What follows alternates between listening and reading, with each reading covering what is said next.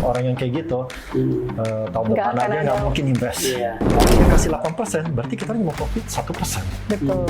Kita istilahnya kita simpen uang kita di bank juga kan biasanya kan.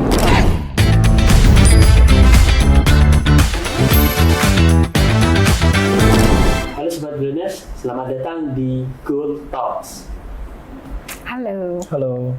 Nah, di episode kedua ini, saya Zidane Ramadhani yang akan menjadi host pada episode ini bersama dengan Ibu Tri Adriani dan juga Pak Robi.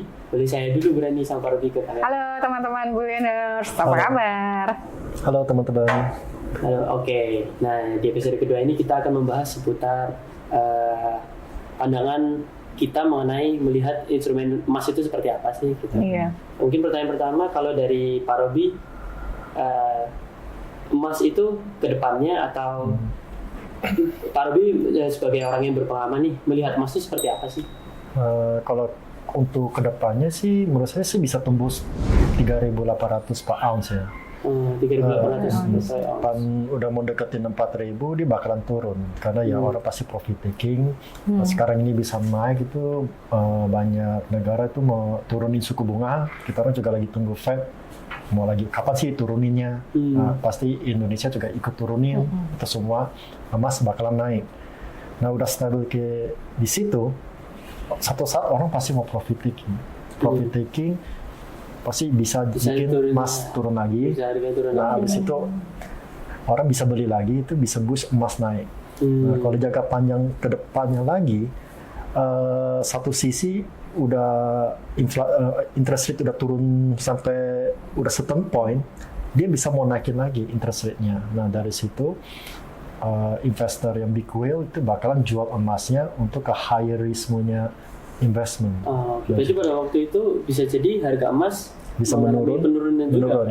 Menurun, tapi nggak serajis lagi, nggak mungkin bisa turun sampai di bawah 1 juta. Menurut saya. Ini kalau lihat momentumnya, sorry ya Mas Zidan ya, aku juga jadi penasaran pengen nanya nih sama Pak Robi. Kalau melihat pasarnya seperti itu nih, potensi pasarnya seperti itu nih ke depannya.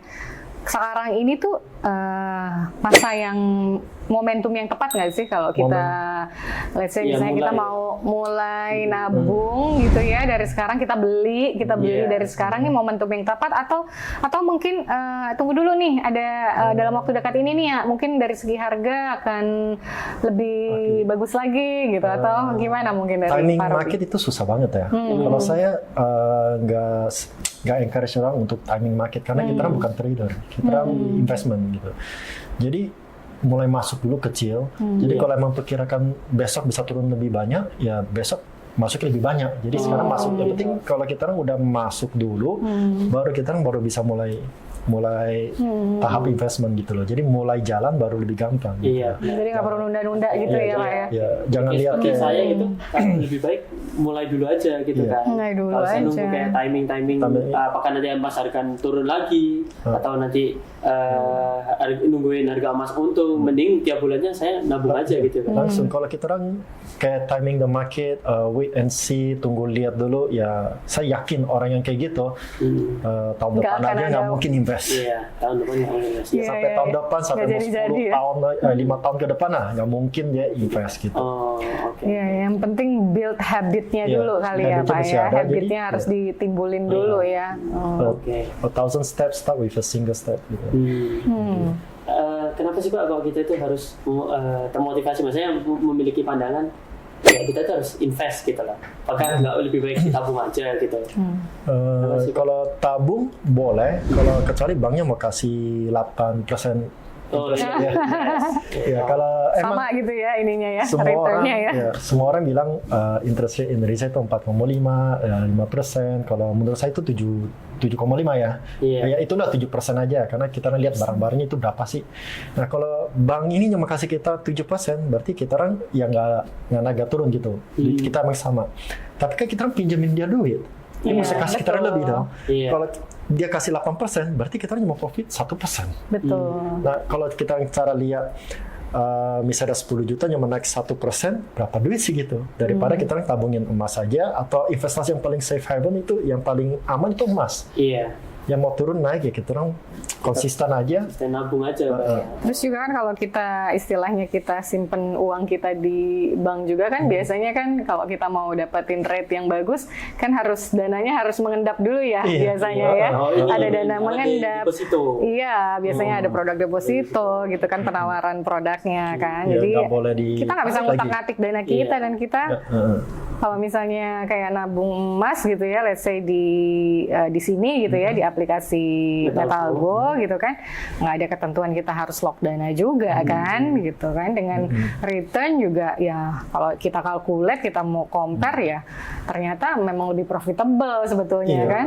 Dan ada gold drip lagi gitu kan. Ada gold drips, iya. Bagus betul. gitu. Jadi kita bisa transaksi terus gitu. Betul. Cashbacknya juga nggak ada batasnya. Betul. Bisa. Jadi source of profit atau source of income-nya dari orang yang nabung emas di Metalgo atau Postpay Gold, Nunomics sama BMTDG itu sebenarnya kan ada dua ya. Satu dari sisi selisih harga yang dimana pada saat mereka beli ternyata itu sudah ada return-nya gitu kan, bisa mereka ambil. Kemudian yang satu lagi dari sisi cashback, nilai cashback-nya sendiri kan. Kalau misalnya diakumulasi mungkin ya kita bisa bilang ya bisa 1% sendiri gitu kan. Nah itu sih menurut aku sih dari kacamata konsumer sih harusnya iya ya cukup anggap aja cukup menarik gitu. Kayak kita orang invest 10 juta dapat 100.000 ya, kita orang bawa 100.000 untuk makan-makan lah itu paling bisa. Mana ada bank sih mau kasih kita orang 100 nabung duit itu. Pagi ini naro, misalnya pagi ini kita naro, ternyata udah profit. Nanti siang kita mau ini ambil profitnya kan juga bisa, tapi yang penting udah aman nih dapetin cashback gitu kan di awal transaksi kan. Terus mau ini lagi transaksi lagi dapat cashback lagi hari yang sama gitu kan. Jadi dalam satu hari sebenarnya bisa dapatnya ya lebih daripada 1% sendiri kan. Jadi kalau seperti saya gitu, saya kan masih ingin memutuskan untuk mulai berinvestasi nih, lebih dan berani. Saya sebenarnya masih bingung. Saya kalau paling tepat tuh investasi di mana sih gitu? Di emas atau di instrumen-instrumen lain kayak saham dan hal lain sebagainya. Yang paling ideal itulah buat saya gitu ya. Yang masih pemula, masih mau belajar. Kira-kira apa nih? Pak Robi atau Burani?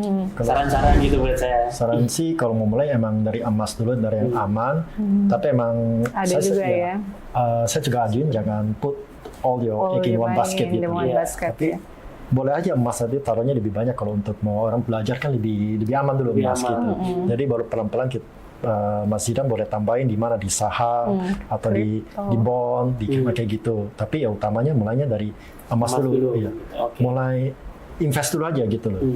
Ya ibaratnya kan kalau di investasi itu kan ada ininya ya, ada bisa dibilang kayak ada kategorinya ya, kategori orang yang kayak gimana nih gitu kan, yang profil resikonya kan.